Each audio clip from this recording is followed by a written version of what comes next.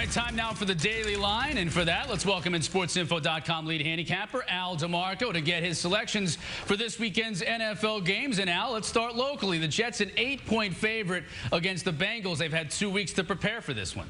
Well, of course, this line jumped up 2 points already today because of the Carson Palmer announcement. Look, Ryan Fitzpatrick started a couple of weeks ago against Cleveland. They lost outright at home.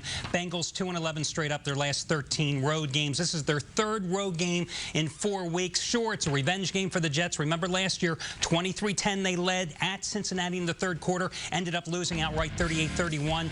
2 interesting notes about the Jets. They've covered 6 straight coming off a bye week, and they've covered 4 straight when laying 6 or more points. I'm going to go with the Jets in this one. All right, now the next game here, you talk about a lot of points. The Rams are are getting 13.5 on the road. I know they're bad, and I know the Redskins are hot, but 13.5 is a lot in the NFL. Exactly, and this is a prime letdown situation for the Redskins. I mean, they've won 4 in a row, including road games against Dallas and the Eagles. They are 0-8 straight up and against the spread after playing the Eagles when playing a sub-667 team. And I think this is one of those hiccup games, a game in retrospect you look at and you say there's no way this team cannot win or cover.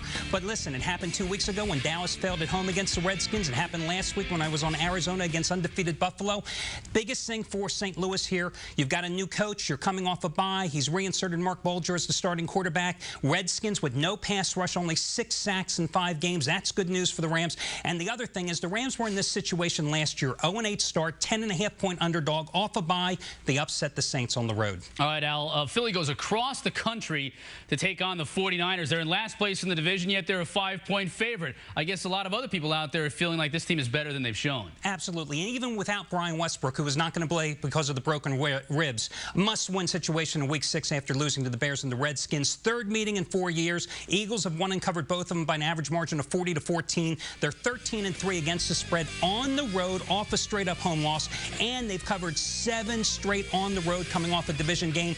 Number 1 in the league in sacks with 18. San Francisco last in the league in terms of pass protection. They've given up 20 sacks already this year. What about Westbrook not playing in this one? How much does that have an effect on the line, you think, today and tomorrow? Well, I think as we get closer to Sunday, I wouldn't be surprised to see this one go down to 4.5 to 4 points from its current 5 spot. All right, San Diego and the Patriots and the Chargers are a 5-point favorite in this one. They're another one of those teams off to a bad start, but I think people think they're better than what they've shown. Exactly, and they're in double revenge. Of course, after the Spygate situation last year, they lost by 24, lost again in the AFC title game. Listen, the Chargers are 6-1 against the spread in October off a straight-up loss. They're 6-1 ATS as a favorite off a straight-up loss as a chalk, as they were last week at Miami.